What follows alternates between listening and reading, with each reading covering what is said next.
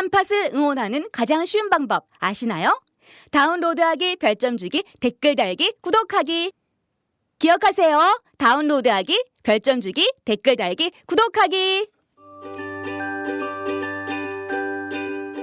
참여연대에 청년들이 배우고 활동할 수 있는 공동체가 뜹니다. 청년이 스스로를 대변할 수 있도록 교육받고 활동할 수 있는 장을 열려고 합니다. 사회 문제를 청년 당사자들의 목소리로 풀어보려 합니다. 청년들이 맘껏 자신의 목소리를 펼칠 수 있도록 격려하고 지원해 주세요. 청년들의 직접적인 참여가 청년 문제, 세상을 바꿀 수 있습니다. 절망을 희망으로 바꾸기 위한 청년들의 실험과 도전에 참여연대가 함께합니다. 청년의 삶을 바꾸기 위해 나서는 청년참여연대의 회원이 되어주세요. 가입 문의는 참여연대 시민참여팀 02-723-4251입니다. 참여연대는 정부 지원금을 받지 않고 시민의 회비로 운영되는 시민단체입니다.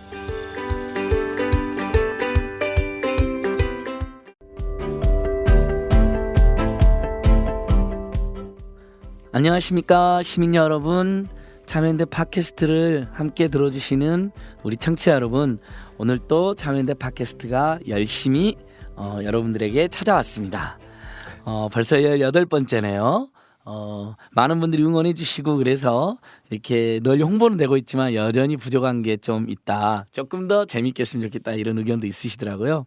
그래도 아무래도 요즘 이슈들이 무거운 이슈가 많다 보니까 저희가 재밌게 하는 데는 조금 어려움이 있지만 그래도 오늘 잘 해보겠습니다. 오늘은 국정교과서 때문에 다들 걱정 많으시겠지만 국정교과서 반대 운동도 시민단체를 적극적으로 하고 있습니다. 동시에 지금 세월호 특별법 제정한 지 1년이나 됐는데 아직 사실 거의 조사를 시작도 못하고 있어서, 또 우리 10명 가까운 실종자 가족들도 아직 전혀 인양도 안 되고 시신도 지금 못 찾고 있지 않습니까? 그래서 세월호 특별법 문제를 집중적으로 4.16년대 상임운영위원을 맡고 계시는 우리 이태호 참여연대 사무처장을 모시고 집중적으로 이야기를 해보도록 하겠습니다. 항상 함께해 주시는 정태인 칼폴라니 사회경제연구소 소장님 오셨습니다. 네, 안녕하세요. 네, 4.16년대 상임운영위원 이태호 참여연대 사무처장님 오셨습니다. 안녕하세요, 이태호입니다. 와, 아무리 힘들어도 일단 박수는 치고. 네, 뭐 이렇게 언론 보도나 시민들은 이제 참여연대 사무처장도 협동사무처장도 헷갈리는데 안진걸 저는 협동사무처장이고요. 우리 사무처장과 함께 참여연대를 보좌에서 운영하는 사람이고, 우리 참여연대 메인 사무처장님은 이태호 사무처장입니다. 어떤 사람들 언론에 보니까 합동사무처장, 협력사무처장, 아무튼 이 협동이라는 말이 좀 어려운가 봐요. 별말이 다 나와. 협력사무처장도 나왔어요. 협력사무처장. 원래 단일 사무처장 아니에요? 그러니까 단일 사무처장이고 사실은 저희가 부사무처장이라고 해야 되는데 부보다는 어감이 좋은 협동을 하다 보니까 합동사무처장이라는 평가도 받고 있습니다. 아무튼 재밌습니다. 자, 오늘 대단히 반가운 소식은 이 국정교과서는 정말 달갑지 않은 소식이고 고시가 강행됐기 때문에 오늘 11월 3일 고시가 강행됐습니다. 여러분, 오늘 저녁부터 시민들이 더 많이 촛불을 들고 시내에 모이신다는데 참여연대나 NGO들도 지금 적극 반대하고 있다는 말씀 드리고, 한편으로는 어제 반가운 소식은 박내군 우리 4.16 연대 상임운영위원께서 보석으로 이렇게 석방돼서 바로 오자마자 우리 광화문 세월호 농성장과 집회에 오신 것 같던데 이태호 처장님도 참여하셨던데 어떻게 보석으로, 저번에 첫 번째 보석은 기각되고 이번에 두 번째 그거 설명 좀 보고요. 부탁드릴게요.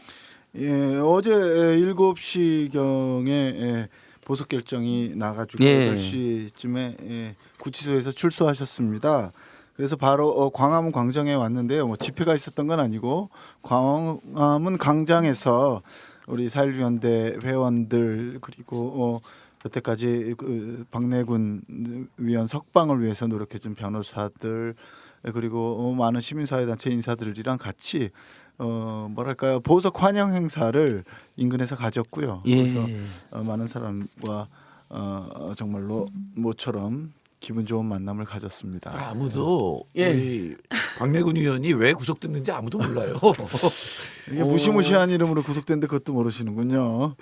특수 공무집행방해라는 걸로. 특수 공무집행방해. 뭐냐면 우리 모일 때마다 왜 경찰에서 방송하잖아요. 확성기 방송.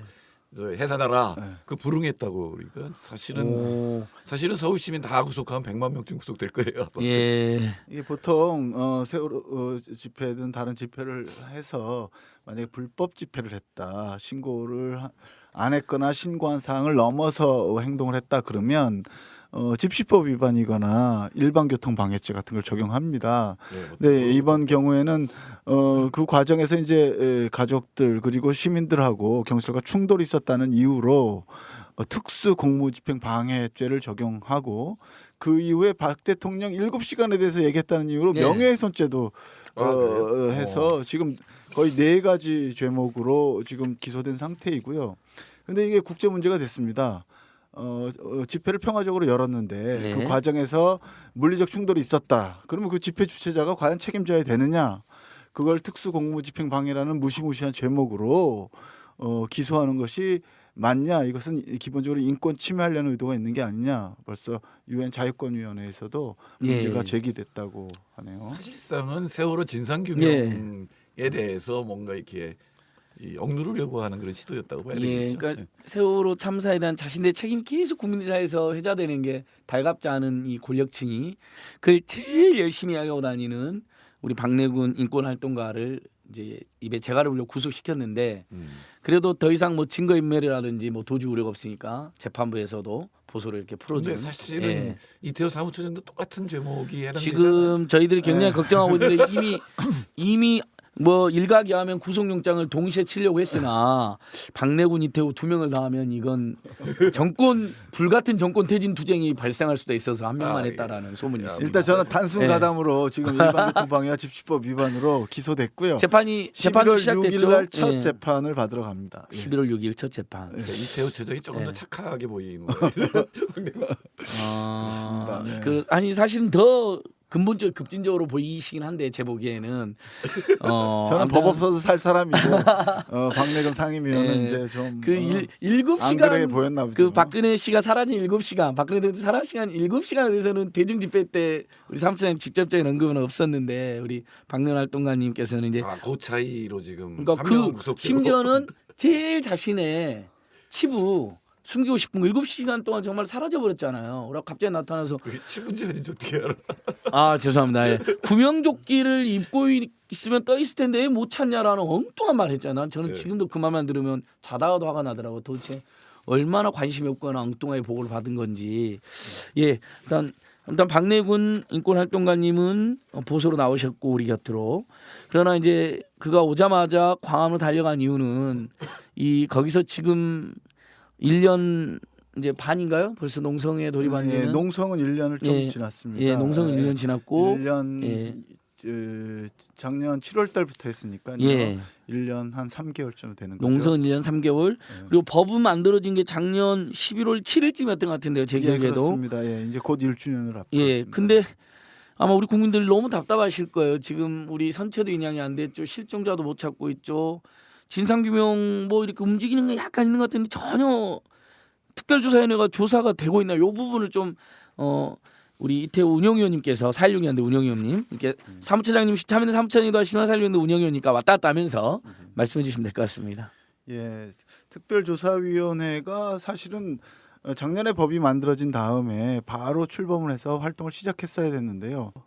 청취자들께서도 아시다시피 여러 가지 우여곡절이 있었습니다. 예. 우선 임명장을 주지 않았어요. 그래서 바로 1월 1일 날 법이 시행되자마자 임명장을 줄 것으로 예상했는데 그리고 사실 위원 추천도 다 되어 있었는데 3월 초에 나가서 그것도 박근혜 대통령 외유 좋아하시잖아요. 예. 외유하시면서 대신해가지고 그래서 대리 수령이라고 임명장을 대신해서 받았고요. 대통령을 예. 한 번도 못 만났습니다. 그래서 위원장이 아직까지도 그 뒤에는 이제 또 큰 문제가 있었는데 시행령 논란이 있었죠. 예. 법에는 사실은 독립적으로 이 위원회를 운영한다고 그랬는데 해수부가 파견한 기획조정실장이 모든 걸 컨트롤할 수 있게 시행령을 고안해 가지고 와가지고 그걸 받으라 그런 거죠.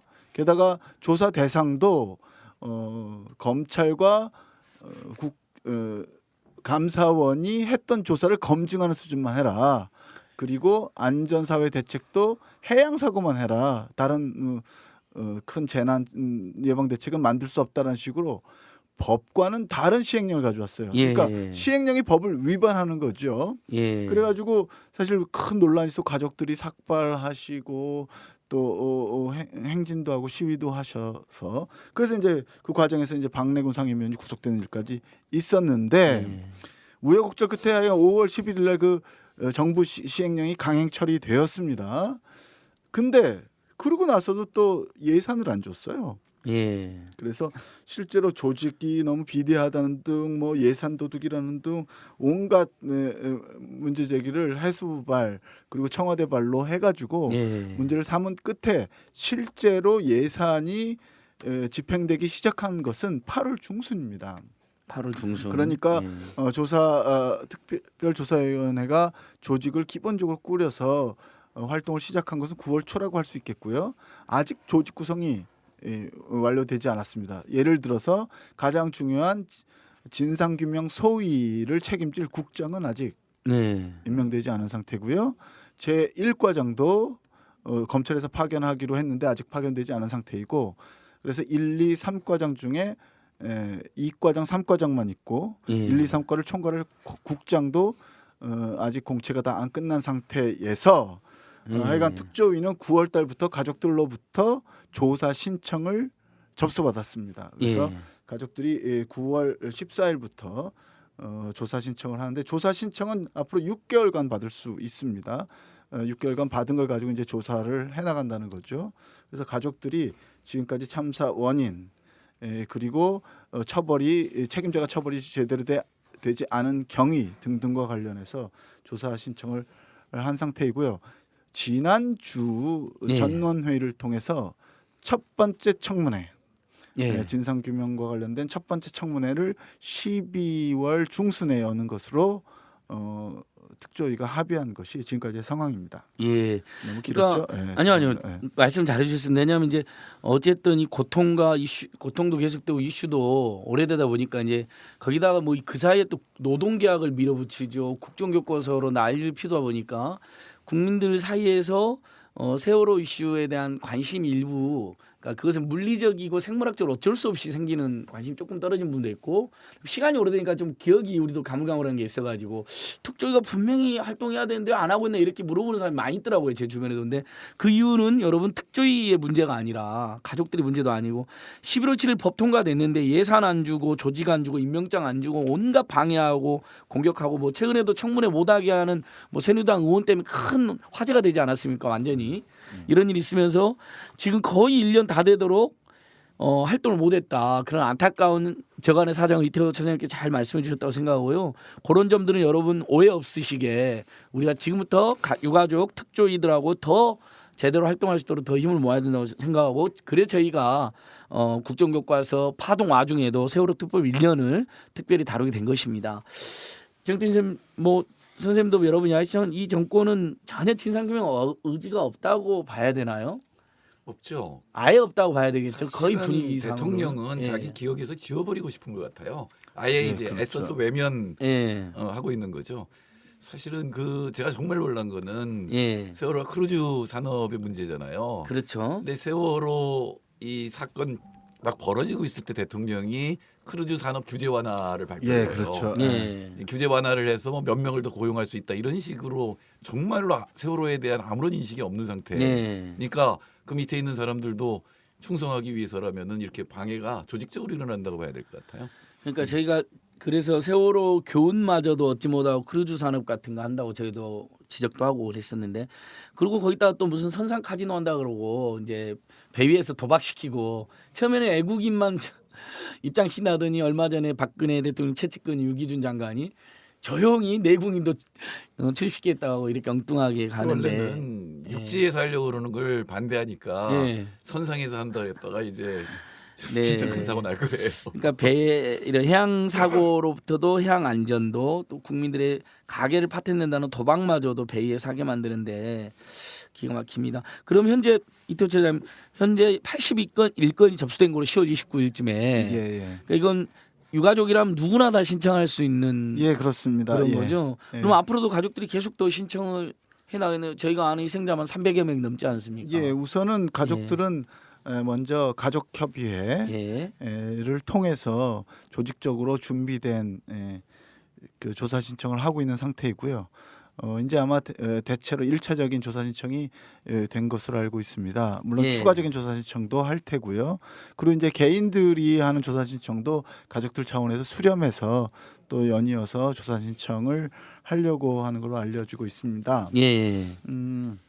그리고 조사 신청이 접수돼서 끝나는 게 아니라 이제 위원회에서 조사 개시를 결의해야 돼요. 그래서 예. 최근 전원위원회 2주에 한 번씩 열리는데 순차적으로 그 조사 신청된 사항들이 올라가고 있고 적어도 그것에 관해서 뭐 위원회는 큰 논란 없이 우선 조사 개시를 결정하고 있는 것으로 예. 알려지고 있습니다. 예전에 의문사 진상규명위원회 이렇게 활동하는 거 보면 건건을 다 개별적으로 조사를 하잖아요. 뭐 예. 군대도 다루고 경찰도 다루고 이렇게 돌아가신 우리 열사들이나 또는 시대 희망 이 건은 근데 이제 아주 건건이는 아니지 않을까 싶은데 이거는 왜냐하면 원래 이제 과거사- 동일한 장소에서 예.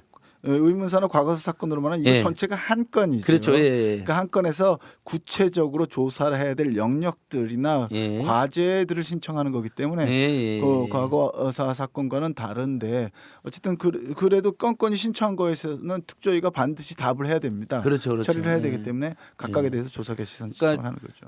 우리 아이가 우리 가족이 배 어느 지점에서 어떤 경위로 어떻게 이렇게 유명을 달려야 되는 특히 분명히 빠져나올 수도 있었고 구조도 될 수 있었는데 도대체 안 된 것인지에 대한 각각의 사연이 약간 다를 수 있을 것 같아요. 그 어떤 시기도 좀 다를 수 있고 심지어는 좀 더 생존해 있었을 가능성가 또 나왔기 때문에 그러다 보니까 이런 여러 가지 영역과 건이 조금 더 된다고 저희가 이해를 하시면 될 것 같고요. 그다음에 이제 이건 우리 특조위 활동이고 4.16 가족협의회는 이제 우리 4.16 그날 참사의 피해자 가족들이 만드신 거고 4.16 연대가 또 활발하게 활동하고 있잖아요. 예를 들면 저희들이 가족협의회는 못 들어가는데 4.16 연대는 가입해서 활동을 하면 되는 거죠. 저도 회원 가입했는데 이태호 처장님 권유 받고 4.16 연대는 조금 이렇게 소개를 그리고 시민들이 지금으로서는 계속 함께하는 수 있는 가장 좋은 방법이 4.16 연대 가입이 아닌가 싶어서요. 예, 4.16 가족협의회라는 게 있는데 이것은 4.16 피해자와 피해자 가족들의 모임입니다. 예. 그래서 단원고에 있는 희생자 가족들뿐만 아니라 그 교사들도 예. 같이 하고 있고요. 또 일반인 피해자 중 일부도 이 가족협의회에 같이 예. 하고 계시고요. 그리고 생존했지만 여전히 피해자라고 할 수 있는 화물 기사들도 예. 4.16 가족협의회에 참여하고 있습니다. 그래서 이 4.16 가족협의회는 어쨌든 피해 당사자들의 모임이면서 이것을 사단법인으로 만들려고 지금 서울시에 사단법인 발족을 위한 실무 절차를 진행하고 있고요. 4.16 연대는 이 가족들, 그러니까 4.16 가족협의회가 참여하면서 기존의 세월호 진상규명이나 안전사회를 위해서 활동했던 단체들 그리고 풀뿌리에서 이 특별법 서명을 같이 해주고 그 외에도 가족과 같이 왔던 여러 개인들을 이 함께 모여서 이후에 진상규명과 안전사회를 위한 활동을 계속하기 위한 예. 일종의 연대체라고 할 수 있겠습니다. 예. 그리고 가족들은 아무래도 뭐 가족들 차원에서 여러 활동을 하시지만 지금은 이미 1년 반 동안 활동을 해왔기 때문에 가족들과 시민들의 관계가 뗄래야 뗄 수 없는 관계가 되었죠. 예. 그래서 4.16 연대라는 큰 틀을 만들어서 이후에 4.16 참사와 관련된 모든 활동들을 이틀 내에서 진행하자고 만든 게 4.16 연대라고 할 수 예. 있겠습니다. 10년은 우리 세월호 참사 잊을 수 없지 않습니까? 잊어서도 안 되고 함께 할 수 있는 몇 가지 쉬운 방법이 있는데 4.16 연대에 가입하시면 가장 쉽습니다. 그러면 저도 잠시 깜빡깜빡 있는데 4.16 연대에서 계속 문자와 이메일로 이렇게 알려주니까 계속 그게 잊지 않게 돼서 그 자체가 좋았고요. 그다음에 이제 광화문 광장 우리 세월호 추모 천막 농성장 여전히 있습니다. 왜냐하면 아직 제사도 못 치렀잖아요. 옛날에는 제사 시신을 찾고도 3년을 제사를 지낸 민족이었는데 꼭 그것까지는 저희가 생각하지 않는다. 아직 시신도 못 찾고 실종도 못 찾았기 때문에 일부에서는 왜 이렇게 길어지냐 하는 분들도 있으시긴 하던데 그 특수한 사정은 충분히 또 우리가 이해를 하고 그 광화문 농성장에 자주 와주시면 좋을 것 같습니다. 그날 아침 하늘은 기울었을 테고 참여연대 아카데미 참가자들이 만든 느티나무 시민연극단이 11월 7일과 8일 주말 이틀 동안 서울대학로의 소극장 해화당에서 세월호를 주제로 한 기억을 기억하라 작품을 공연합니다. 이 작품은 연극 무대 경험이 없는 평범한 참가자들이 안산을 방문하고 서로의 기억을 함께 나누면서 세월호의 비극을 테마로 공동 창작한 것입니다. 시민들이 직접 만드는 연극, 사회적 트라우마를 치유하는 연극에 많은 관심과 관람을 부탁드릴게요. 가만히 거기 있으라. 함께하면 힘이 됩니다. 4.16 연대의 회원이 되어주세요. 4월 16일의 약속 국민연대, 약칭 4.16 연대는 희생자 가족들과 시민들이 함께 꾸린 상설단체입니다. 세월호의 온전한 인양과 진상규명, 피해자에 대한 책임 있는 지원, 그리고 4.16 참사 이후에 국민의 안전과 존엄이 보장되는 대한민국을 위해 노력합니다. 잊지 않겠다는 실천의 마음으로 4.16 연대 회원이 되어주세요. 자세한 내용은 4.16 연대 홈페이지에서 확인할 수 있습니다. 가만히 거기 있으라. 가만히 거기 있으라. 지금 핵심은 이제 진상조사잖아요. 아직도 모르잖아요. 왜 예. 세월호가 침몰을 했고 또 왜 한 명 그렇게 구조를 못했는지. 예. 당시에는 제가 그때 강의를 하러 들어갈 때 보고 나올 때는 다 구조됐다고 방송이 그렇죠. 나왔는데 예. 그 상황을 지금 전혀 모르는데 지금 핵심은 선체 조사일 거 아니에요. 예, 선체 조사가 선체가 그 자체로 가장 중요한 증거물이다. 그래서 예. 인양을 하고 인양한 뒤에 특조위가 우선적으로 들어가서 그 선체를 조사해야 된다 하는 게 지금 특조위와 가족들의 요청인데요. 예. 이것도 쟁점이 되고 있습니다. 왜냐하면 해수부는 인양을 하고 나서 해수부 주도로 뒷정리를 하겠다. 형식적으로는 말하자면 사체 수습이나 실종자, 그러니까 미수습자 나 유실물들을 예. 챙기는 것을 위해서 해수부가 들어가야 된다고 그러지만 해수부는 이 사건을 일으키고 또 구조를 실패한 당사자, 장본인이죠. 예. 예. 그럼 해수부 주도로 이 인양된 선체에 조사를 맡기거나 청소를 맡기거나 하면 어떤 일이 생기겠어요. 그 대표적인 사례가 대구 지하철에서 예. 사건 나자마자 공무원들이 가지고 물 청소를 해버렸잖아요. 그러니까 심지어 시신을 다 못 찾았고 화재 증거물이 있는데 화재 증거물 다 예, 물 다 청소해버렸죠. 물 청소하고 그거 지금도 그 유가족분들이 참여연대 오셔서 피눈물로 증언하는 내용입니다. 가족들은 그래서 예. 쓰레기 하치장에 가서 예. 가족들 그래서 시신을 찾아야 됐었던 왔던, 건데 예, 맞습니다. 뭐 해수부는 두 번 그런 일을 하지는 않겠지만 적어도 자기에게 불리한 증거를 지우지 않는다는 보장이 없거든요. 예. 그렇기 때문에 인양하고 가족들이 들어가서 그리고 특조위가 같이 들어가서 가족들은 유실물이나 그 미수습자들에 대한 것을 조사하고 예. 특조위는 사고의 경위, 사고의 원인과 관련된 증거물이 있는지 사실 그 선체에서 이른바 국정원 문건이라는 것도 나온 것인데 예. 그 외에 다른 증거물품들이 있는지 같은 것들을 조사해야 되겠고요. 이거는 범죄 현장 조사를 감식을 경찰이 하는 게 아니라 예. 범인으로 의심받는 사람이 하겠다는 예, 것과 예, 현장 예, 감식을 시키는 맞습니다. 거나 마찬가지. 그래서 특조위가 수중 선체 조사를 실제로 요청했는데 예. 이걸 해수부의 눈치를 본 상하이 셀비지 측, 그러니까 인양작을 맡고 있는 그쪽에서 협조를 거부했다는데 그러면 사실 이게 이 업체가 협조를 안 해주면 물리적으로 조사하기가 쉽지가 않잖아요. 예를 들면 특조위에 고용된 UDT 뭐 이런 해양 잠수사 선생님들이 있는 게 아닌 상태에서는 이 부분은 어떻게 될까요? 그러면 이게 수중 선체 조사는 이게 뭐 어차피 지금 수중에 지금 침몰해 있으니까 이걸 완전히 조사한다기보다는 어쨌든 인양 작업을 하면 원상에서 움직이게 되잖아요. 예. 그럼 움직이는 과정에서 유실물들이 생길 수 있죠. 예. 근데 선체에 구멍이 난다거나 창문이 파손된다든가 거기로 이제 가족들의 유류품이라든가 예. 시신들이 빠져나갈 수 있잖아요. 예. 그러면 이게 어떻게 온전히 보존됐느냐, 어떻게 온전히 인양됐느냐를 미리 알기 위해서는 사전에 사진 같은 걸 찍어놔야 되고 예. 유실 방지 시설이 제대로 돼 있느냐 이런 걸 알아봐야 되거든요. 그리고 실제로 가족들이 잠수해가지고 촬영을 하겠다는데 해수부가 거부했어요. 예.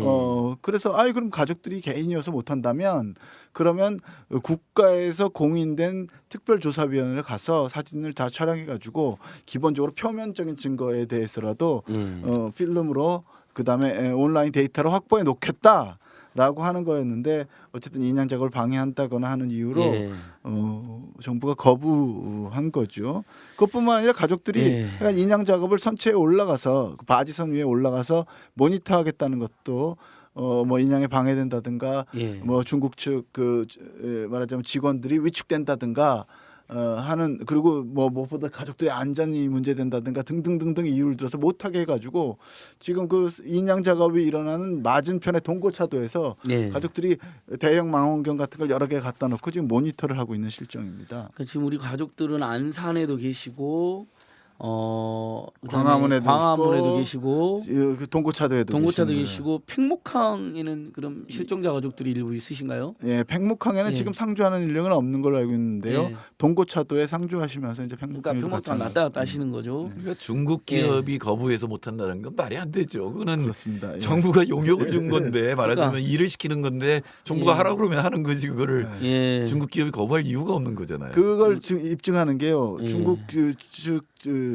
그 상하이 셀비지 측 이게 분석과 판단 때문에 10월 30일 이후엔 조류가 바뀌고 등등등 해서 인양 작업을 못할 거라고 그랬습니다. 그래서 예. 올해는 10월 30일까지 마치고 내년 초에 인양 작업을 재개하겠다고 그랬는데 최근에 뭐 해수부 등등에 요청해 가지고 올해 연말까지 계속 인양과 관련된 작업을 하기로 입장을 바꿨어요. 네. 이렇듯 사실은 상하이 셀비지 측은 정부가 요구하거나 협의하는 거에 따라서 얼마든지 유연하게 할 수 있는데 예. 정부가 이것을 방해하는 거라고 할수 그러니까요. 있습니다. 그리고 그 인양도 그렇게 정말 오래 걸리는 건가요? 우리 이토 차장님? 글쎄요. 그건 뭐 그걸 많이 물어보잖아. 아니 그렇게까지 오래 걸리나 막 이렇게 뭐 중국에서 비슷한 사고가 있었는데 뭐 며칠 만에 인양했던 그거 화제가 됐잖아요. 뭐 그거랑 상황이 많이 다른 건 맞는데. 그건 아무래도 이제 배 선체 크기도 있고 예. 거기는 강이고 여기는 조류가 심한 바다라는 예. 면도 있고 있는데요. 인양을 시도하는 것 자체가 너무 늦어진 거죠. 그렇죠. 일단 근데 이제 예, 인양을 맞습니다. 일단 시작하면 또 이제 오히려 침몰된 지 오래됐기 때문에 선체가 굉장히 취약해져 있습니다. 예. 그리고 세월호는 불법 개조한 거기 때문에 사실 용골은 튼튼하지만 용골이라는 건 배의 골격이지요. 예. 그렇지만 객실 같은 경우에는 무슨 굉장히 무슨 그 뭐라 증축 그럴까 공사를 합니다. 샌드위치 판넬 뭐 이런 걸로 증축을 해놨기 때문에 되게 취약한 상태인 거죠. 그래서 예. 이것을 지금 넘어져 있는데 이것을 세워서 올리는 작업은 굉장히 신중하게 유실 방지 시설을 잘 해가고 또 선체를 온전히 인양할 수 있는 여러 가지 기술적 요소가 있어야 되는데 예. 인양 절차를 좀 신중하게 해서가 문제가 아니라 예. 그 자체를 너무 늦게 시작했다는 예. 것하고 두 번째로 상하이 셀비지를 입찰하고 결정할 때 그걸 안전하고 온전하게 인양할 수 있느냐 하는 기술적 요인보다도 최저가 입찰절에서 예. 최저를 가를 부른 상하이 셀비지를 낙찰한 거죠. 근데 이번 앞등한 박근혜 정권이 정말 끝까지 오히려 유가족들과 이 시민사회 진상규명 요구에 초를 치고 있다 이런 생각이 드는데 지금 특조위에서 어쨌든 가장 중요한 5가지 아까 말씀드린 81건 중에서 신청된 개별이든 가족협에 신청한 5가지는 지금 진상조사를 착수를 한 거네요. 어쨌든 그 우리가 이제 제일 열받았던 세월호 침몰 당시에 가만히 있으라는 취지의 선대 방송이 어떻게 나왔는지 그다음에 세월호 선대 CCTV 자료 원본 여부 뭐 얼마나 확보했는지 이런 요것은 그럼 지금 조사가 일부는 시작된 거나 아주 일부가 시작된 건가요? 이런 부분에 이게 대해서? 5개가 아니라 이제 5개 영역의 것이고 예, 이걸 5개 쪼개면 영역. 이제, 예. 이게 최초에 9월 21일 날 조사 개시 결정된 건이 20여 건이고요. 예. 5개 영역 20여 건이고 그 외에 이제 쭉 해서 지금 한 50여 건 정도가 조사 개시가 시작되었습니다. 그리고 예. 80건 전체 신청한 것 중에 일부는 병합하고 뭐 예. 등등한 거고요. 그다음에 아마 이번에 12월 중순에 실시할 청문회는 주로 왜 구조에 실패했는지 네. 그리고 왜 구조에 실패한 사람들이 충분히 처벌되지 않았는지에 대한 1차적인 청문회가 될 것으로 보입니다. 그 청문회를 뭐 법에 보면 뭐 수시로 할 수 있게 되어 있는데 그때 새누리당 의원 한 분이 청문회냐고 난리를 펴가지고 소란이 있었는데 그 부분은 좀 말이 안 되는 거죠. 왜냐하면 네. 법에 명시된 그러니까 게 법에 아예 되어 있지 않습니까? 청문회를 하기로 돼 있는 거고요. 애초에 가족들이나 변협은 변호사협회는 예. 기소권 수사권도 다 주자고 그랬는데 그랬죠. 기소권 수사권을 포기하는 대신 예. 위원회가 독립적으로 조사할 수 있는 방안으로서 청문회를 할 수 있는 권한 예. 그리고 특검을 요청할 수 있는 권한 두 예. 가지를 준 거거든요. 예. 그리고 특조위 얘기할 때마다 미국 9.11 조사위원회는 예산을 많이 안 썼는데 왜 특조위는 그렇게 예산을 많이 쓰냐라는 식으로 예. 여당들이 늘 공격해 왔는데 예. 그 여당들이 늘 인용했던 9.11 위원회가 청문회를 했습니다. 예. 그리고 청문회하는 과정에서 물론 이제 비공개로 하기는 했지만 현직 전직 대통령을 다 불러다 청문회를 했어요. 예. 그것대로 본다면 특조위가 청문회할 때 박근혜 대통령도 조사를 할 수 있어야 됩니다. 예.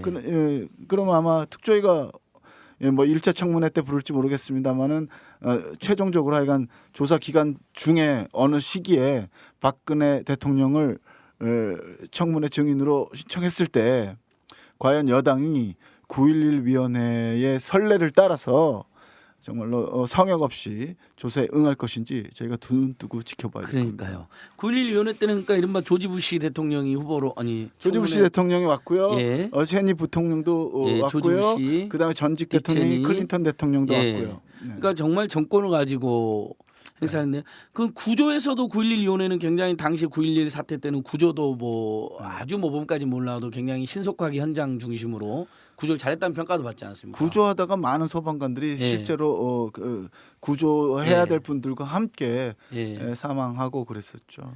그러니까 구조에 있어서도 상당한 뭐 일종의 저도 이제 쭉 읽어보니까 현장에서 그 혼란을 최소화하면서 대단히 구조를 잘한 것으로 평가받던데 9.11 이때 사건 때 그리고 나중에 진상규명에도 굉장한 그 9.11 위원회 건 이거에 대해서도 참여에 대해서도 보고서 냈었는데 굉장한 일종의 성과가 있었던 건데 그런 조사에 있어서 저희는 구조도 심지어 안 했다 고의로 안 한 거 아니냐는 말이 날 정도로 대실패한 다음에 진상규명도 지금 헤매고 있는 거네요.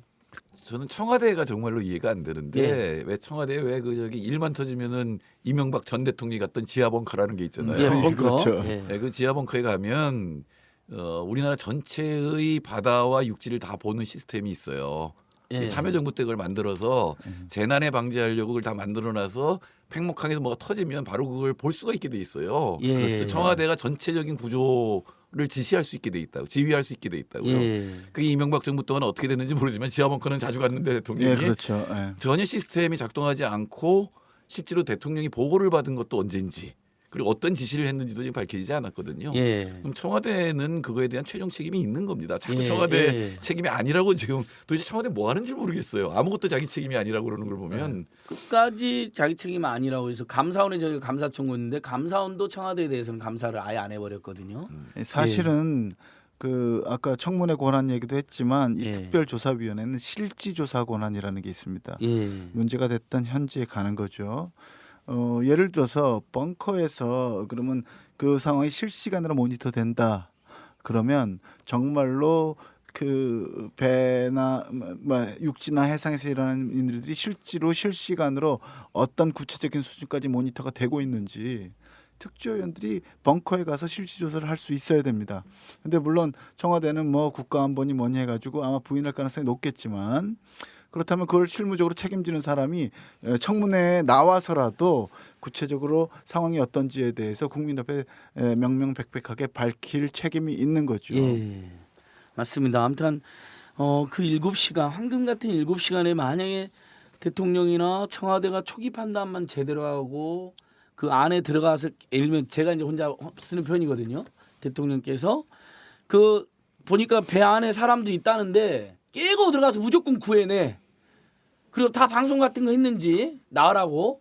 그러니까 그걸 꼭 굳이 대통령이 그런 디테일한 것까지는 아니어도 일면 뭐 보좌하는 사람이라든지 예전에 그 청와대 때도 보면 그런 재난안전이라든지 그런 국가안전 뭐 이희 누구시죠? 예, 그 지하벙커 관리는 NSC가 하는 예, 그러니까 거예요. NSC가 하면서 그럼 NSC에서 바로 보고가 대통령한테 올라가게 돼 예. 있거든요. 근데 왜 그런 시스템이 하나도 작동하지 않았는지 이번에 청와대 안보실장이 김관진 그렇게 얘기했죠. 청와대는 특히 안보실은 국가안보실이죠. 이번 사건의 컨트롤 타워가 아니다. 예. 이게 벙커를 관리하는 안보실장이 할 수 있는 말이 아니죠. 예. 근데 그 안보실장이 문책도 안 당했어요. 오히려 지금- 초기 관리를 예. 지금 중국 대사로 가 있습니다. 예. 그리고 실제로 그걸 봐주면 청와대까지는 뭐 빼놓고라도 안보실장 그리고 대통령 아무도 책임지지 않았다는 거 하더라도 그러면 안행부 장관이 처벌됐냐? 예. 뭐 해경청장이 처벌됐냐? 아무도 처벌되지 않았고 유일하게 지금 기소돼 가지고 이 구조 실패로 책임진 사람은 123 정장입니다. 예. 123 정장이 1심 판결을 받았는데 2심 판결에 항소해 가지고 재판을 진행했어요. 근데 재밌는 건 형량이 좀 낮아졌습니다. 반면에 재판부가 판결문에서 한 말이 있어요. 예. 1, 2, 3정만 처벌할 수 없어서 형량을 좀 낮춰줬다. 왜냐하면 예. 그날 구조 실패에는 1, 2, 3정한테만 맡겨두고 계속 보고하라는 등 무슨 비디오 보내라고 예. 구조에는 돕지 않으면서 그냥 보고만 강요했던 윗사람들의 책임이 너무 많기 때문에 예. 1, 2, 3정장에게만 중벌을 할 수가 없다. 예. 그래서 항소심 판결은 책임 범위는 넓히고 예. 그다음에 1, 2, 3정장의 책임은 줄여서 판결한 거거든요. 예. 그 판결만 보더라도 기소가 잘못된 거죠. 1, 2, 3정장뿐만 아니라 다른 경찰 간부들을 그리고 안행부 간부들을 전부 다 이러저러한 책임을 물었어야 했는데 예. 기소를 피레미만 하니까 피레미만 처벌할 수 없다는 판결이 나오게 되는 거죠. 그러니까 제일 저도 열받고 우리 국민들이 다 열받고 여기 계시면 다 열받는 게 이런 123정 같은 게 뭐 잽싸게 많이 가가지고 유리가 사방팔방 있었으니까 그 배에 다 깨고 들어갔고 밧줄 내리고 뭐 간이 사다리 같은 거 내려가지고 다 나와라 방송하고 또 깨고 들어갈 수 있는 사람 깨고 들어가고 특공대가 이랬으면 상당히 구했을 거 아니에요. 이걸 아무도 지시도 안 하고 정말 수수께끼예요. 그러니까 가서 이거 밝혀줘야 선원들만 돼요. 구해갖고 나오잖아요. 바로. 예. 그러니까 1, 2, 3 정장은 이른바 페트롤 여기 그 육지 경찰로 말하면 예. 소방대가 아니고요. 그러니까 예. 그냥 페트롤카입니다. 페트롤카니까 예. 사실은 이 비상 군안 상황에서 어떻게 해야 되는지 충분히 숙지하지 못한 채로 가서 예. 굉장히 당황스러운 가운데 제때 해야 될 그 구조 군안 작업을 못한 거죠. 최근에 재판이나 또 모니터를 통해서 밝혀진 바에 의하면 실제로 그 1, 2, 3 정에 탔던 해경 중에 하나가 배에 올라가서 왜 이거 구명보트 네. 던지고 그걸 내리는 내리죠. 과정, 예. 내렸는데 그게 안 안 돼서 터지죠. 하나밖에 못 내렸다고 그러잖아요. 예. 그거 올라가는 게 바로 올라간 게 아니고요. 계단을 통해서 객실 창문을 2개 지나면서 간 거예요. 예. 그 객실들이 쭉 있는 문 열고 나오세요 한마디만 했으면 나올 수도 있는 상황이었는데 이 사람은 빨리 가서 구명정부터 내리고 나오라고 그래야 될 거다라고 나중에 재판에서 얘기했습니다만 아무 정신도 없이 그냥 가서 구명벌이죠. 그쵸, 구명벌 내리는 것만 하다가 안 된다고 다시 그냥 배를 탄 겁니다. 그리고 실제로 그래서 그 구명벌을 실제로 이용한 사람은요. 1, 2, 3정이 다 못 태운 선원 예. 2명이 물에 뛰어들어가지고 그 구명벌을 유일하게 이용했고 구명벌이 아니라 구명조끼를 다 입고 선실에서 기다리던 사람들은 해경으로부터 나와라 소리를 못 들었기 때문에 해경이 옆으로 지나가는데도 기다리고 있었던 거죠. 해경이 왔으니까 곧 곧 살려줄 무슨 거라고 생각했죠. 무슨 지침이 있겠자고 해경이 복도로 지나가는 걸 보면서도 가만히 있었던 겁니다. 그러니까 그 희생된 학생들의 나중에 밝혀진 그 이제 휴대폰이라든지 이런 교신 기록에 보면 해경 왔다 이제 살 수 있는 거냐 뭐 이런 말도 나오잖아요. 그런 말들이 계속 지속되죠. 예. 그러니까 뭐 그것만 생각하면 너무 눈물 나고 화가 나는 상황인데 아무튼 어쨌든 바로 이 부분이 제일 반드시 밝혀져야 되는 이 왜 구조 과정에서 이런 엉터리 그러니까 아까도 말씀드렸지만 심지어는 그래서 많은 분들이 일부러 안 구한 거 아니야 말이 나올 정도잖아요. 그 과정을 보면 뭐 실제로 그랬는지는 모르겠지만 안 그랬을 수도 있지만 그런 이야기가 나올 상황까지 됐다. 실제로 예. 뭐 그런 얘기가 나오는 것 중에 하나는 예. 1, 2, 3정이 어쨌든 당황해서건 뭐건 선원들만 구했다는 겁니다. 그건 분명한 사실이고요. 예, 그렇죠. 그리고 1, 2, 3정은 아마도 선실에서 아이들이나 하여간 승객들이 구명조끼를 입고 밑으로 뛰어내릴 때 어떻게 해야 될지에 대해서 감당할 수 없었기 없고 그래서 다른 배들이 오거나 하는 걸 기다리거나 또는 하여간 배가 그렇게 빨리 넘어갈지 몰랐다.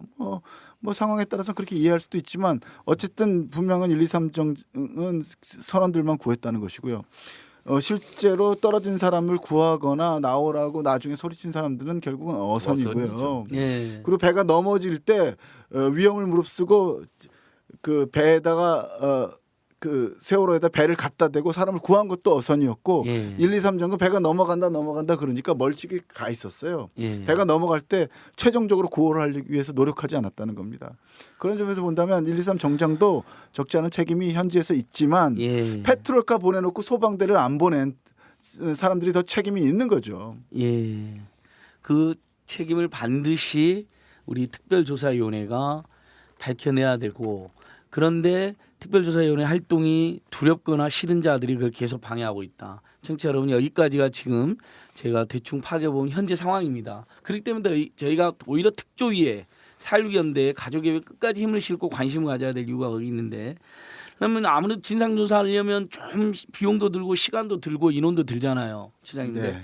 어떻습니까? 아까 이제 인원도 대부분 막 싹둑 잘리고 그랬는데 예산도 지금 2016년 예산은 내년 활동하려면 이제 올해 벌써 11월이기 때문에 내년 예산 거의 뭐 제가 대충 듣기로도 절반 이상 절반도 더 잘려버렸다고 들었는데 정부 주장대로라면 이렇습니다. 예.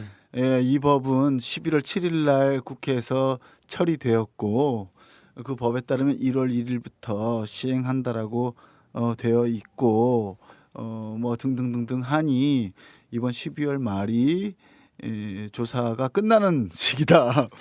그리고 6개월간 연장할 수 있다. 그럼 내년 6월까지 활동을 한다는 예. 거죠. 근데 어떤 위원회가 임명장을 3월 100일 지나서 주고 3월 예. 초니까 3월 초는 100일이 아니고 70일 있다가 준 거네요. 예. 그리고 예산을 8월 말까지는 지불을 안 했는데 예산 없이 위원회가 어떻게 굴러갑니까? 그러니까 보통 정부위원회가 활동 기한을 탈출할 때는 예산을 받아서 활동을 시작한 시간 조사까지는 아니더라도 하여간 직원을 채용해서 예산을 받아가지고 위원회 활동이 시작할 수 있도록 예산 빵원에서 예산 얼마로 입금이 된 시간으로 따지는데 그렇게 하면 이제 8월 정확히 말하면 17일인가 그렇습니다. 8월 17일부터 계산하자는 위원회 측에 주장하고 1월 1일부터 계산하니까 12월 31일 끝나고 6개월만 연장할 수 있다는 정부의 논리가 부딪히고 있는 거죠. 그런데 정부 입장에서는 그러면 연장을 하니까 6개월만 연장하면 된다. 그럼 위원회가 1년 예산이 뭐 필요하냐? 6개월 예산이니까 일단 특조위가 제출한 내년 예산을 반을 자른 거죠. 예. 그다음에 나머지는 무슨 이런 돈을 들이냐 선체를 왜 니네가 조사하느냐 해수부가 조사하면 됐지. 그래가지고 선체 조사 예산도 또 깎은 겁니다. 예. 근데 정부가 굉장히 웃긴 게요. 그러면 올해 12월 31일까지로 첫 활동 시한이 끝나는 무슨 조사위원회가 있는데 정부와 여당은 위원회 조직을 꾸리는데 1차분은 9월 달까지 꾸리고 예. 2차 공채를 11월 말에 끝내라. 11월 말까지 해서 조직 구성을 11월 말에 완성하라고 정부가 또 올해 예산도 깎은 겁니다. 예. 올해 예산은 미리 다 채용할 필요 없다. 연말에 가서 채용하면 되지. 그래서 예산을 깎았고 예. 내년은 이제 6개월밖에 안 남았는데 무슨 전체 예산이 필요하나 또 깎고 예. 그래서 결국 올해 예산도 반토막 예. 내년 예산도 반토막 낸 거죠. 그러니까 조사할 주체도 안 구성시켜주고 예산도 안 주고 그랬는데 활동한 거 없으니까 이제는 앞으로도 돈이 안 필요하다는 식인 거죠. 예. 그러니까 정확히 우리 특조위에서 2016년도에 198억 6천만 원 예산을 신청했는데 61억 7천만 원만 반영했으니까 뭐 아까 저는 대충 이제 절반이랬는데 자세히 아니, 또 3분의 1이죠. 예, 3분의 1밖에 안 되는 거예요. 2번 깎았잖아요. 예, 두 번 예. 깎은 거예요. 그러니까 예.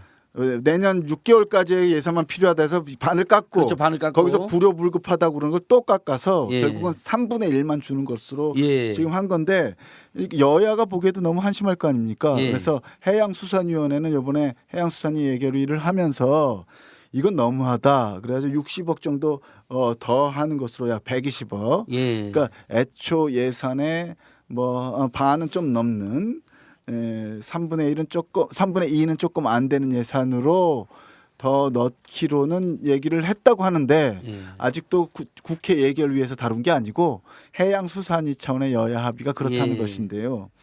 어쨌든 잘 아시다시피 예산할 때 깎는 건 쉬워도 올리는 건 쉽지 그렇죠. 않거든요. 예. 늘리는 거 해양수산위원회에서 가까스로 60억 더 올렸다고 해가지고 예결위에서 그게 받아들여진다는 보장이 전혀 없고 예결위에서 깎아버린 경우도 많이 있었습니다. 그럼요. 그동안에도 예. 정치적인 이유로. 위원회에서 올려도 예결위는 깎거든요. 일단 예. 그렇기 때문에 이미 문제가 되고 있고요. 두 번째로 아마 국정교과서 문제 때문에 국회가 공전할 가능성이 있습니다. 그런데 예. 국회가 법을 희한하게 만들어 가지고 예산을 가지고 여야가 논쟁을 벌이다가 혹은 다른 요인이 있어 가지고 국회가 공전돼서 예산안을 제대로 심의하지 못하면 정부가 제출한 원안이 그대로 통과되게 돼 있어요. 예. 사실 미국 같은 경우에 여야가 국민의 대표인 여야가 합의를 못 보면 정부 예산이 지급이 중단됩니다. 셧다운되죠. 예. 그건 왜냐하면 정부가 책임을 져야죠. 왜 국민들이 책임을 져야 됩니까? 예, 그것을. 맞습니다. 예. 근데 지금은 여야가 합의를 못하면 정부는 원하는 걸 다 가질 수 있고 국민은 거기다 세금을 그냥 내야 되는 문제죠. 그건 아마 예. 이런 시스템을 잘하는 정태인 선생님이 좀 보태주실 텐데 우리 지금 이 예산 시스템이라는 게 합의를 못 이루면 정부 마음대로 한다. 이런 시스템으로 돼 있어요. 예. 이게 문제가 큽니다. 그럼 여당은 고의로 합의를 안 하면 되죠. 예, 그렇죠. 그러면 그러니까요. 정부 뜻대로 다 관철되게 그럼요. 돼요. 그러면 정부가 더 좋은 거 아니에요? 정부 그리고- 폐쇄는 예. 썩 좋은 시스템은 아닌데 예. 제가 미국에 있을 때 한번 폐쇄가 돼서 그러니까 공원을 못 갔어요. 저희- 최근에 또 의료보험 때문에 예. 저기 오바마 개혁 때문에 이제 예산을 통과 안 시켜줘서 정부가 폐쇄됐었죠. 그러니까 그 뉴스에 심심하게 나오잖아요. 이렇게 국제 뉴스 보면 연방 정부 뭐 폐쇄, 연방 정부 뭐 이런 식으로 그러니까 예산안 처리가 안 돼서 예, 그런 거죠. 지금은 그걸 예. 미국 공화당이 예산 삭감, 그러니까 정부 예. 적자를 줄이라는 그런 그 긴축 정책이 이용하고 있어서 예. 그렇게 좋은 시스템인가 싶긴 하지만 예. 그러나 여야가 합의를 안 하면은 무조건 정부 예산이 그대로 통과된다고 그렇죠. 하는 거는 정말 문제가 많은 거죠. 그러니까요. 자, 그러면 우리 특별조사위원회에 대해서도 시민들께서 굉장히 관심이 많으실 텐데 일단은 이 위원장은 민변회장도 하셨던 이제 이석태 변호사님이 하시는 건데 특조위도 좋은 그 파견 공무원들 말고 민간에서 들어가신 분들은 좀 좋은 분들 그래도 좀 많이 들어가신 거죠. 그 차장님 그 부분만 좀 불안해하는 분들도 많이 있으니까 약간 설명해 주면 좋을 것 같아요. 제가 알기로도 괜찮은 분들이 좀 들어가신 거로 듣긴 들었습니다. 특조위원회는 일단 17명의 위원으로 구성되어 있습니다. 네. 그중에 5명이 상임위원이죠. 위원장, 부위원장, 그리고 진상규명, 안전사회, 피해자 지원 대책 각각 3개의 소위 위원장이 상임입니다. 예. 5명의 상임인데요. 위원장은 가족이 추천하도록 되어 있습니다. 그래서 예. 가족이 추천해서 이석태 전 민변회장 그리고 참여연대 예. 대표께서 가족 추천 몫으로 들어가 계시고요. 문제가 부위원장이면서 겸 사무처장을 겸하는 사람인데요. 예. 사무처장을 겸한다는 건 예산과 인력에 대한 말하자면 뭘 챙긴다는 건데 이 사무처장이 여당 추천목입니다. 예. 그리고 진상규명 소위원장은 야당 추천목, 예. 안전사회 소위원장은 변협 추천목, 예. 그다음에 지원대책 소위는 대법원 추천목입니다. 그래서 전체적으로 보면 구성해서 보면 가족들에게 우호적인 사람들이 다수가 되도록 설계돼 있습니다. 예. 비상임위원들도 대체로 17명 중에 12명은 적어도 중립적이거나 가족이 이 추천에 영향을 행사할 수 있는 사람으로 돼 있기 때문에 구성 자체는 좋습니다. 많은 어쨌든 예산과 인력을 정부가 사무처장을 컨트롤하고 있고 해수부가 예. 일단 그 주무부서로서 사사건건이 뭐 기록이면 기록, 예. 예산이면 예산, 그다음에 직제나 시행령 안이면 시행령 안 해가지고 모든 것을 방해하고 있으니까 그게 간단치 않습니다. 그런데 전체적으로 그 위원 말고 조사관의 구성은 어쨌든 민간에서 들어가는 사람이 좀 더 과반수로 많게 돼 있습니다. 예. 근데 그것도 시행령 안에서는 정부가 파견한 사람이 더 많게 하도록 하는 안이 나와서 난리 쳐가지고 정부가 유일하게 민간에서 채용한 걸 좀 늘리겠다 예. 하는 것만 받았어요. 나머지 독소 조항 그대로 둔 채로 돼서 예. 조사관 구성은 우리에게 조금 유리할 수 있습니다만은 지금 문제는 예산과 예. 시간이 부족하다는 것이고요. 그래서 지금 특조위 기간 연장 문제가 큰 쟁점으로 떠오르고 있다 이렇게 말씀드릴 수 있습니다. 사실 내년 6월에 끝나면 안 되잖아요. 지금 정부 계획대로라면 선체 예. 인양은 내년 7월까지 끝내는 것으로 돼 예. 있습니다. 예. 근데 사실은 이거 일정에 따라 차질을 빚을 수도 있죠. 예. 하지만 아이가 가족들은 강력하게 특히 미수습자 가족들이 조기 인양을 요청하고 있기 때문에 아마 정부가 미수습자 가족들에게 약속을 지킨다면 7월 말까지는 인양이 될 거라고 봅니다. 예. 근데 문제는 이 세월호가 가장 중요한 증거물이다 보니까 선체를 인양한 후에 조사를 할 수 있느냐 하는 문제인데 정부안에 따르면 6월에 특조위는 조사 활동을 끝내고 보고서만 만들 수 있거든요. 그러면 인양이 돼도 조사할 권한이 없는 겁니다. 그래서 예. 특조위와 가족들은 적어도 인양 후 6개월의 조사 기간을 보장해야 된다. 예. 근데 인양이라는 게 이제 고무줄 같은 거니까 그것이 안 된다 하더라도 적어도 보고서 작성 기간을 빼고 내년 연말까지는 특조위 기간이 연장돼야 된다. 말하자면 법에 있고 해석이 논란이 되고 있는 시간을 좀 6개월 정도는 연장해야 된다. 라고 주장하고 있습니다만은 예. 지금 사실 그 원내대표 중에 쫓겨난 원내대표 유승민 원내대표. 유승민 원내대표는 그때 자기가 보기에도 이 시행령이 너무 말이 안 되겠고 조사 기간도 너무 말이 안 되기 때문에 약속하기를 11월 초에 여야가 합의해서 법을 바꾸되 조사 기간을 상당히 연장해 주겠다는 식으로 여야가 합의한 바가 있습니다. 예. 근데 그 뒤에 원내대표가 바뀐 다음에 여당 입장이 바뀌어 가지고요. 지금은 그렇다고 이제 합의를 물릴 수는 없고 합의했으니까 조금 연장해 줄 터인데 대야 7월 말까지 그러면 이제 인양되면 조사 끝나는 거. 예. 아주 많이 해도 3개월 연장해 주겠다. 이건 비공식 제안인데 예. 3개월 연장해 준다는 거는요. 실제로는 인양한 후에 1개월 또는 2개월 더 줄 수 있다 정도로는 거여서 예. 사실은 왜냐하면 인양하고 나서 조사한 다음에 그거 관련 청문회도 해야 되는데 인양하고 나서 2달이면은 청문회도 조사 활동도 못하고 그냥 인양하고 기초조사한 다음에 보고서 써야 되는 거거든요. 예. 이런 말도 안 되는 제안을 하고 있는 거죠. 그러니까 가장 많은 진실은 어쨌든 그 배가 가지고 있기 때문에 특히 배 물속에서는 지금 거의 사실은 뭐 촬영 정도도 지금 안 되고 있는 건데 인양된 다음에 구석구석 이렇게 봐봐야 되는 건데 그것을 지금 방해한다 이렇게 생각이 드는데 결국 참 놀라운 게 이 세월호 특별법을 어긴 문제 시행령을 고쳐야 된다. 그럼 국회가 뭐 고칠 수 있게 한다도 아니고 국회가 요청할 수 있다 정도 넣었다가 유승민 원내대표가 날아가는 계기까지 됐거든요. 정태는. 그러니까 선생님 말씀이 맞는 것 같아요. 박근혜 대통령 입장에는 유승민이 사사건건 경제민주화 복지국가를 계속 하겠다는 식으로 이야기하고 뭐 차세대를 꿈꾸는 것도 신경 쓰는지 모르겠지만 결정적인 계기는 이 세월호 시행령인데 내가 제일 싫어하는 세월호를 저놈이 덜컥 합의를 해줘? 이렇게 했을 가능성이 굉장히 높지 않나요? 그러니까 우리가 세월호 사건이 터졌을 때 가장 사람들이 한탄스럽게 얘기한 게 국가란 도대체 뭐냐라는 질문을 했거든요.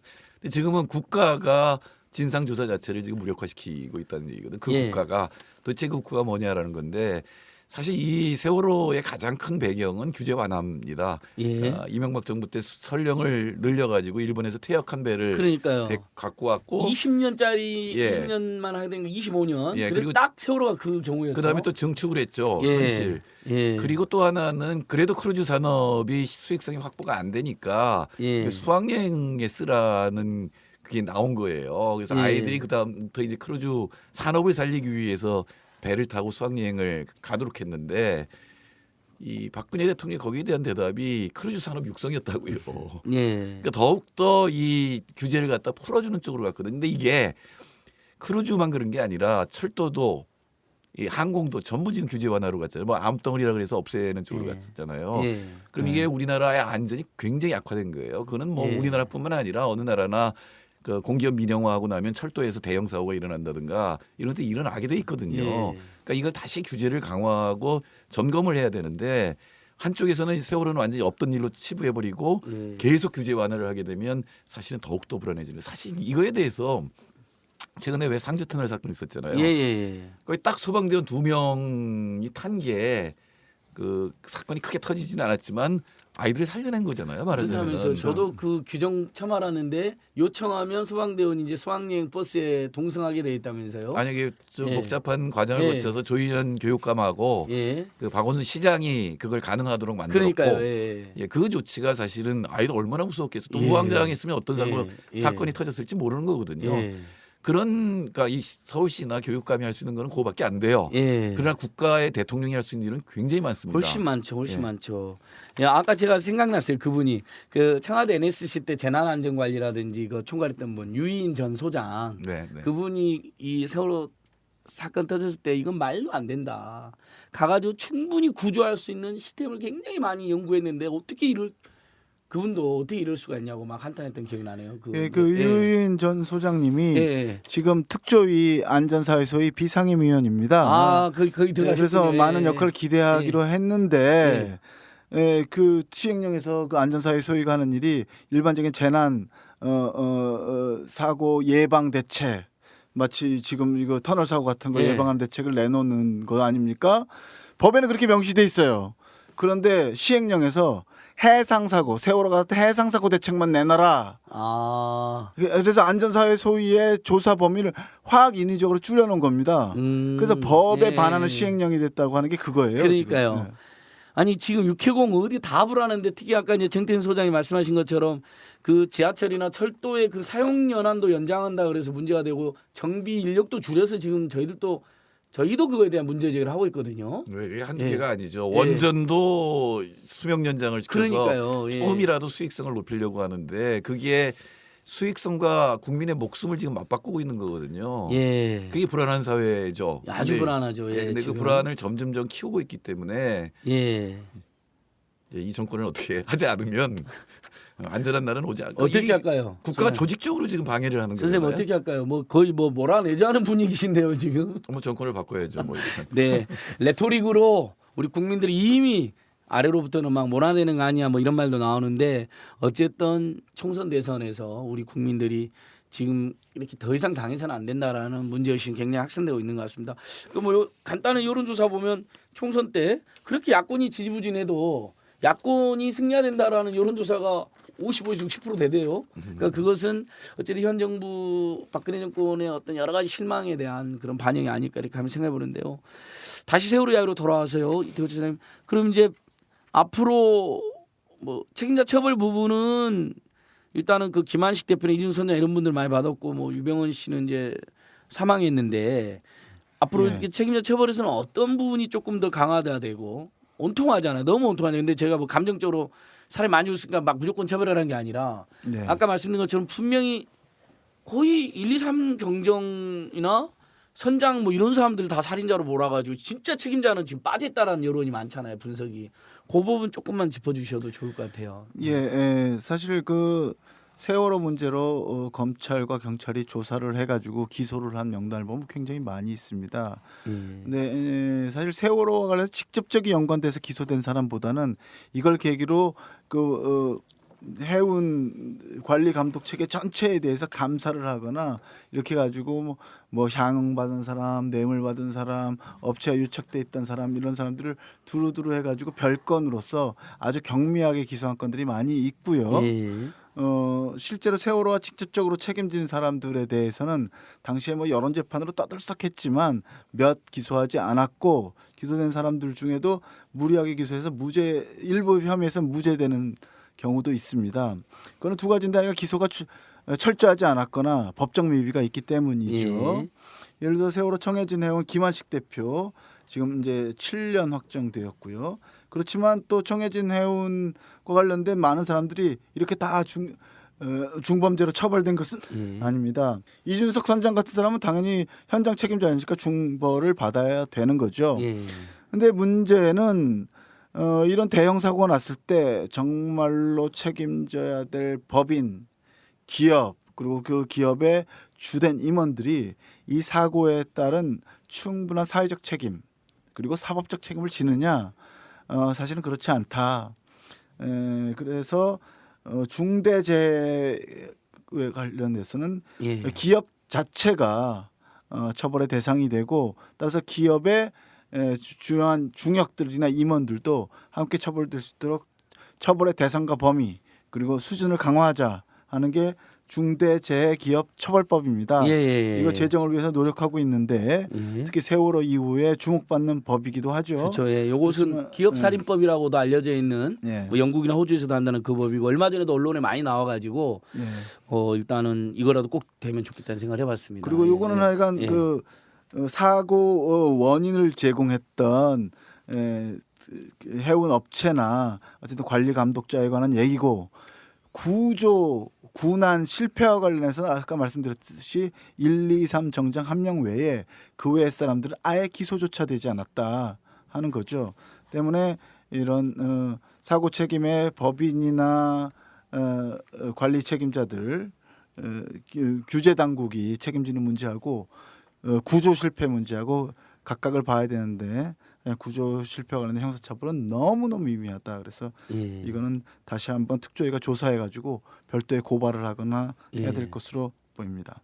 특히 이제 구조 군안 이 부분에 대해서 우리 국내 많이 더 많은 것 같아요. 뭐 선장은 뭐 살인자로도 몰렸으니까 실제로 그런 측면도 있고 그래서 많이 중벌을 받았으니까요.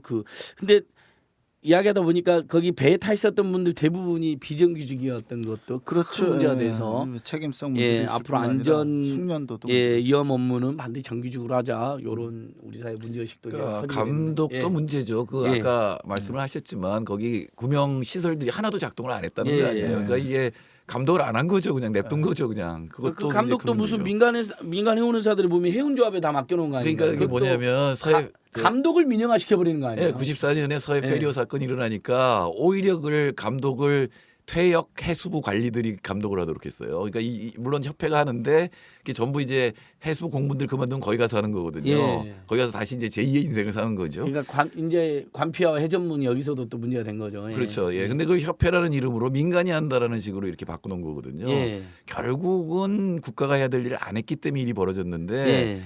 지금 박근혜 대통령의 방침은 국가를 해체하는 거거든요. 지금 계속 규제 안 하고 민영화하겠다는 거 예, 아니에요? 본인을 제외한 모든 국가를 해체하는 거거든요. 본인은 여왕으로 계속 등극을 하고 네. 싶어하는 것 같고 나머지는 다 해체해서 아수라장 상태에서 그러니까 자기 말만 잘 들어라 이런 태도인 거예요. 그렇게 예. 됐죠. 근데 그렇게 박근혜 정부가 세월호 참사나자마자 무슨 피야 관피야 뭐 예. 법피야 뭐 원전 피야 이런 사람들이 정말로 큰 문제다라고 마치 역적 취급하면서 떠들썩하니 캠페인을 했는데 지금 청와대 구성이나 이런 걸 보십시오. 그나물의 그바 이 사람이 여길 채우고 여선에 빠지면 예. 저놈을 채우고 이것만 한 회전문 인사가 어디 있습니까 지금? 예. 때문에 딱 국가가 강화한 거 하나 있어요. 역사 교과서. 역사 교과서만 국가가 해야 된다고 생각하는 거죠. 그러니까 유일하게 제가 봤을 때 유일하게 민영화하는 게 좋은 역사 교과서는 국영화를 하고 그 다음에 예. 오히려 이제 국민의 생명, 노동, 교육, 주거, 뭐 의료 이런 통신 오히려 국유화까지는 아니어도 공적인 규제나 조정이 굉장히 중요한 책임이 이건 다 민영화시키는 이 청개구리 정권은 어떻게 해야 돼요? 그러니까 교수님. 특히 소장님. 국정교과서 문제는 예. 세월호 가족들도 민감합니다. 예. 예를 들어서 역사 교과서를 국정화한다는 건 결국은 기억을 예. 국가가 통제한다는 건데 그러니까요. 세월호 끝나자마자 모든 사람들이 우리 잊지 말자, 기억하고 행동하자, 가만히 있지 말자 이런 예. 건데 국정교과서의 메시지가 기억, 우리가 시키는 대로 기억해. 예. 예를 들어서 박근혜 대통령이 7시간이든 지금 관피아들이든 무슨 규제 완화든 이거 다 까먹어. 예. 그리고 정부가 세월호를 서술하면 당연히 대형 교통사고였습니다. 불행한 교통사고였습니다. 예. 보상은 충분히 했고 해경은 해체했습니다. 이런 기술이 될 거예요. 세월호 가족들 입장에서는 국정교과서 가 예. 기록할 세월호가 너무 뻔하기 때문에 국정교과서 같은 시도에 대해서 절대로 찬성할 수가 없는 겁니다. 야, 그 말 들으니까 더 국정교과서를 반대했다는 생각이 불끈 솟는데 그 초등학교 사회 국정사회교과서 보니까 그 저번에 제가 지적했는데 쌀 수탈을 쌀 수출로 해놓고 의병들이 안타깝게 전사한 것을 의병을 토벌한 거로 써놓고 이토 히로부미는 아주 그냥 성공적으로 한일 병합을 합병을 성공한 사람 나와 있던데 정말 세월호도 그렇게 하겠는데요. 지금 또 하나 쟁점이 보니까 천안함 사고에 대해서 제대로 기술을 안 했다 그랬는데 많은 교과서에 나와 있는데도 그걸로 시비를 거는데 그렇다면 분명히 세월호는 얼마나 자기들이 넣고 싶은 대로 넣겠어요. 방금 차장님 말씀하신 것처럼 진짜 이 사람들이 늘 하고 싶었던 제가 보기엔 안 넣을 가능성이 높습니다. 지우고 싶지. 이 경우는 완전히 아예 지우고 싶은 완전히 지우거나 넣어도 가장 현 정부의 책임을 가릴 수 있었던 안타까운 해난 대형 교통사고였다. 이렇게 주장할. 이게 이것만 생각해도 우리 국정교육 반대를 해야 될 이유가 더 생기는데 마침 오늘 시민사회단체들도 그 국정교과서 고시 강행에 대한 강력한 규탄 기자회견 하고 오셨는데 네. 이태호 처장님이 참고로 여러분 우리 시민사회단체에서 주요 이슈를 참여연대뿐만 아니라 이제 참여연대 역할이 있기 때문에 다른 시민사회단체들하고 조율해서 아주 열심히 수행하시는 역할을 하시거든요. 그 오늘 기자회견 그래도 분위기는 조금만 세월호 예, 못지않게 예. 또 관심 있어 하시니까 지금 다들 국정교과서 문제가 터져 나온 특히 이제 고시 문제가 터져 나온 예. 10월 말 이후에 각기각층이 지금 행동하고 있죠. 그래서 시민사회단체 연대회의와 다른 시민사회 각계 원로들이 기자회견을 지난번에 했어요. 지지난주에 해서 이 역사교육의 다양성이 민주주의의 기초다. 그리고 국정교과서 특히 기억을 통제하려는 시도는 전체주의의 시작이다라고 경고를 한 바가 있습니다. 예. 경고를 했음에도 불구하고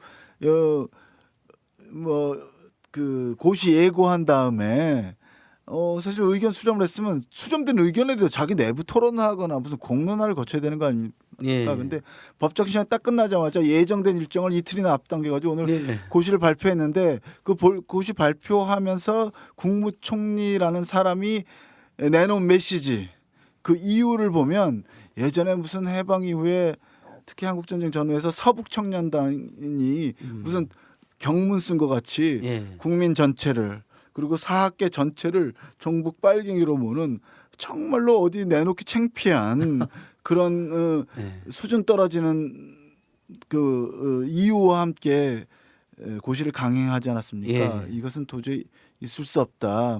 조선 시대에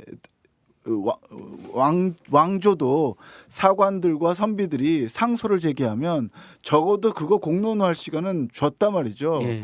근데 이게 뭐냐? 그래서 시민사회단체들이 강력한 입장을 밝혔고요. 단순히 입장 밝히는 것이 아니라 예. 이 고시 이후에 더 저항이 커질 수밖에 없다는 네, 것을 네, 경고했습니다. 그러니까 무슨 학교 역사교육의 99.9%가 뭐 좌편이나 빨기단 식으로 이야기했다는데 그분 실제 생각이에요. 그렇죠. 한교안 그분이 총리의 생각이에요. 가장 오른쪽에 극단의 오른쪽에 계시니까 모든 게 다 왼쪽에 있는 것으로 제 담당 비춰지는. 검사였습니다. 예전에요? 무슨 사건이었죠? 예, 녹두 사건이 녹두서평 아, 사건이라고. 녹두. 그러니까 이 한교안 총리는 보니까 서북 청년단장 같아요. 진짜 실제로 네. 하고 다니는 아니 모습도. 진짜 사고가 그런 거죠. 본인도 그렇게 생각하는 것 같고 본인의 최고 추적이 통진당을 오랫동안 추적해갖고 내가 다 없애버렸다. 그게 나 바로 나다 이렇게 자랑하고 다닌다면서 그러면서 고용주한테 자기가 약간 한수이다는 식으로 이야기하니까 고용주가 또 뭐 나보다 공안을 덜한 놈이 막 이러면 둘이 사이가 안 좋다는 분석이 있는 거예요. 예. 서로 서북청년단장을 더 해야겠다고. 아니 이건 제 언론에 나온 분석이거든요. 실제로.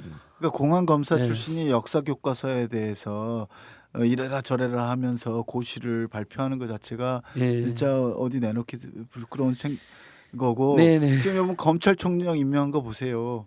그런 사람들이 지금 우리 검찰총장도 하고 국무총리도 하고 그러면서 온 국민을 수사해야 될 대상으로 예. 빨갱이로 불순문자로 예전식 조선시대로 말하면 선비들이 이 상소문 올렸더니 다 대역죄인으로 만든 거 아닙니까? 예. 사학계 전체를 지금 빨갱이로 만들고 있잖아요. 그러니까 옛날 조선시대처럼 도끼상소로도 해야 될 판이에요. 저희들 목숨 걸고 도끼상소로 이건 안 된다라고. 그러니까 예, 국가가 해야 될 일은 안 하고 안 해야 될 일은 지금 하고 네. 있는 거거든요. 사실은 메르스 사건까지 다 이렇게 합쳐보면 예. 국가 할 일 안 하고 그걸 갖다 민간에 맡겨버린 거거든요. 그래서 예. 문제가 심각해진 건데 그러면 국가가 뭘 해야 될지에 대해서 국민들하고 같이 토론해서 시스템을 만들어야 될 거 아니에요. 예. 근데 오히려 그 조사하는 걸 방해를 하고 있고 예. 쓸데없는 일을 하고 있으니까 아마 사건은 예. 제가 보기엔 또 터집니다. 이 선생님 오늘 표현이 가장 인상적인 게 박근혜 대통령은 아예 국가를 해체하기로 작정을 했다. 자기만 남겨놓고. 역사 빼고 예. 국정교과서 빼고. 그러니까 이제 여왕 중심 역사는 냅두고 나머지 다 해체해버리겠다는데 이게 웃음이 나와도 결코 기뻐서 웃는 웃음이 아니라는 걸 여러분 잘 아시죠? 너무 허탈하고 씁쓸해서 저도 모르게 웃음이 나왔는데요.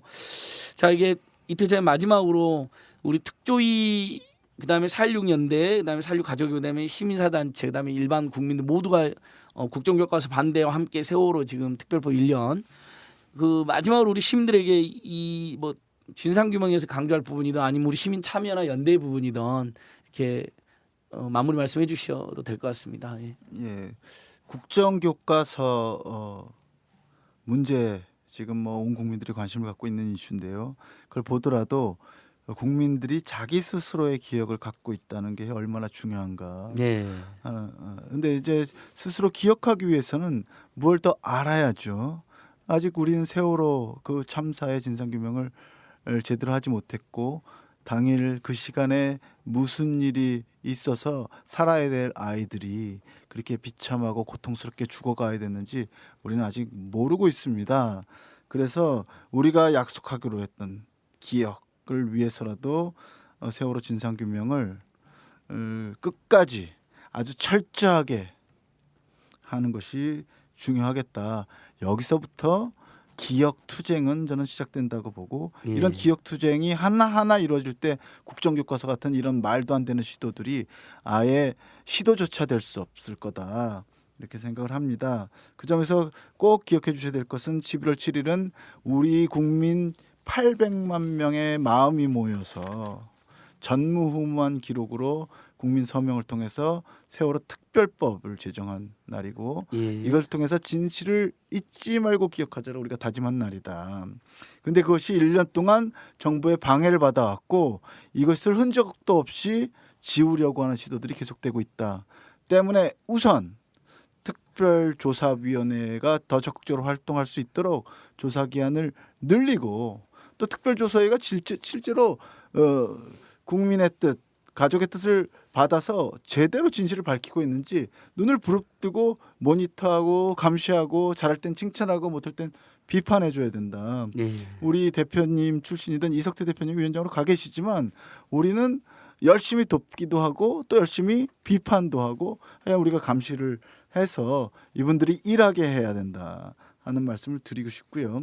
그것을 위해서 11월 7일 오후 3시에서 4시 30분까지 광화문 세월호 광장에서 특별법 제정 1년 보고대회 그리고 앞으로 진실과 안전사회를 위해서 우리가 앞으로 어떻게 연대할지를 결의하는 그런 국민대회가 열립니다.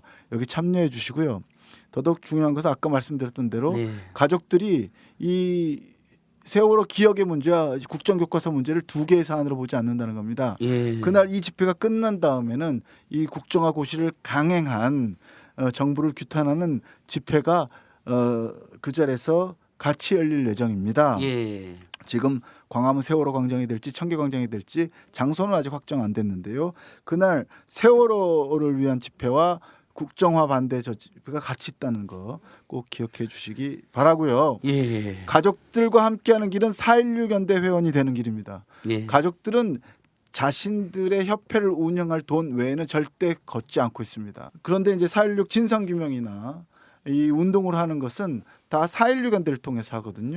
가족들의 운동을 돕고 싶으시면 4.16 연대 회원에 가입하셔야 가족들의 운동을 지원할 수 있습니다. 그렇죠. 가족들은 일체 그런 기부금이나 모금을 안 받기로 하셨기 때문에 근데 그런데도 가족들과 함께 하려면 그런 안타까운 마음, 좋은 마음씨들이 계시니까 우리 국민들이 그건 4.16 연대를 도우면 된다. 단체도 가능하고 개인도 가능하고. 네, 그렇습니다. 우리 이태호 마지막 정말 잘 정리해 주시고 특히 세월호와 국정화 반대가 어떻게 연결되어 있는지도 기억과 기록마저도 조작하고 자기들 유리한 권력자들의 기록만 남기려고 하는 기억만 남기려고 하는 것과 연동됐다는 것도 아주 설득력 있는 말씀이셨는데 정태현 선생님도 오늘 굉장히 오늘은 평소보다는 톤이 높게 박근혜 정권에 대한 규탄해 주셨던 것 같아요. 아, 그랬나요?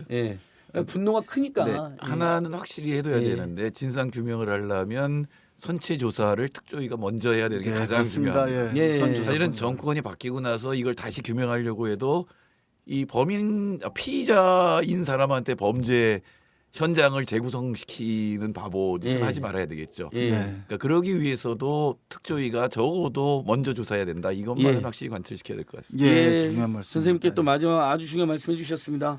여러분 오늘 또 한 70분 정도 조금 평소보다 길어지는데 세월호 국정교과서 이 두 가지 이야기다 보면 10시간이라도 해야 될 방송 아닙니까? 그러다 보니까 좀 길어지면 좀 양해해 주시고요. 11월 7일 국민대회가 3시부터 세월호 특별법 1년 국민대회, 또 이어서는 우리 국정교과서 저지 범국민대회가 있고, 오늘 수목금토에는 집중 촛불 집회도 열린다고 합니다. 시민 여러분, 정말 팍팍한 나라를 살고 우리 국민들 헬지옥이란 말까지 스스럼없이 지금 터져 나왔는데, 그래도 민주주의와 민생과 안타깝게 쓰러져간 이웃들을 위해서 우리가 좀 더 싸우고 연대하지 않으면 거기서 못 벗어날 것 같습니다. 좀 버거운 면도 있죠. 요즘 하도 일이 많으니까. 하지만 적극 연대했으면 하는 저희들의 간절한 바람을 전하면서 오늘 참여연대 팟캐스트 이렇게 18번째 이렇게 마무리하도록 하겠습니다. 이태호 사무처장님, 정태인 교수님 수고해 주셨습니다.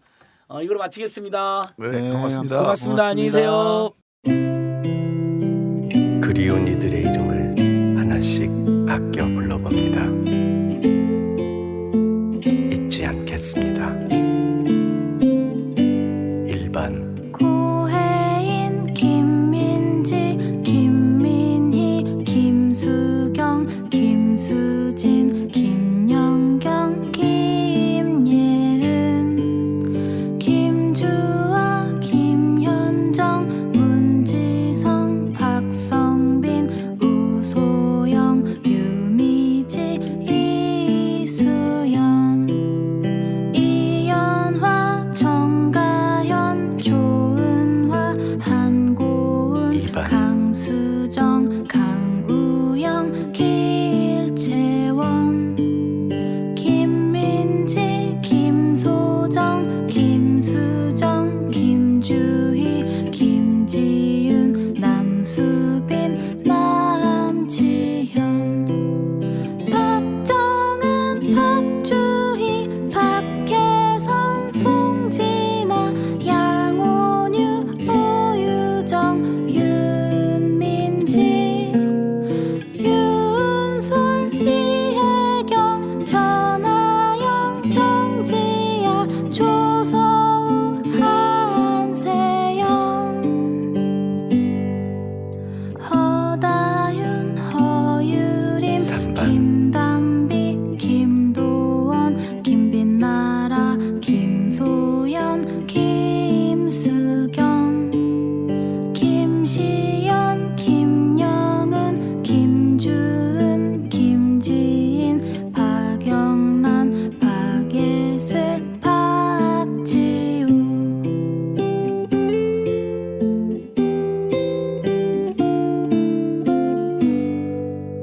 박지윤, 박채연, 백지숙, 신승희, 유예은, 유혜원, 이지민, 장주희, 전영수, 정예진, 최수희, 최윤민, 한은지, 황지현, 4번 강승묵, 강신욱, 강혁, 권오천, 김건우, 김대희, 김동혁, 김범수, 김용진, 김웅기, 김윤수, 김정현, 김호연, 박수현, 박정훈, 빈하연, 슬라바, 안준혁,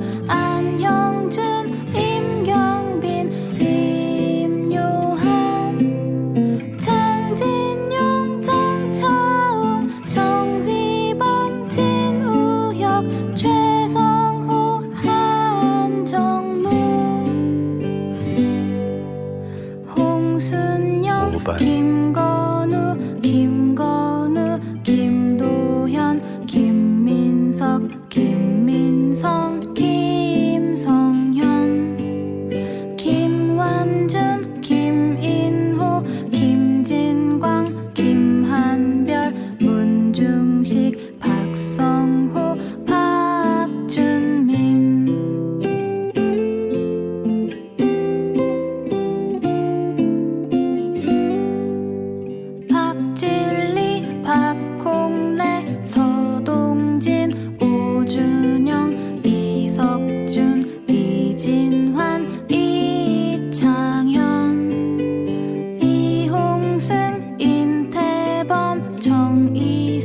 조성원 전인호 최남혁 최민석 6번 구태민 권순범 김동영 김동협 김민규 김승태 김승혁 김승환 남현철 박세도 박영인 서재능 선우진 신호성 이건계 이다운 이세현 이영만 이장환 이태민 전현탁 정원석 최덕하 홍정용 황민우 7번 박수인 국승현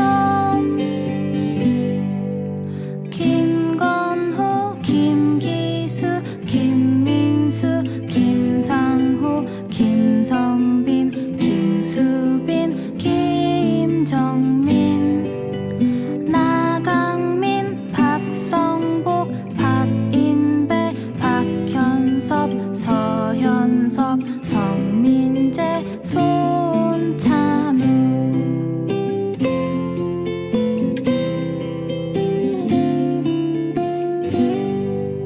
송강현 심장영 안중근 양철민 오영석 이강명 이근형 이민우 이수빈 이정인 이준우 이진형 전찬호 정동수 최현주 허재가 8번 고우재 김대현 김동현 김선우 김영창 김재영 김재훈 김창헌 박선균 박수찬 박시찬 백승현 안주현 이승민 이승현 이재욱 이호진 임건우 임현진 장준형 전현우 최세호 조봉석 조찬민 지상준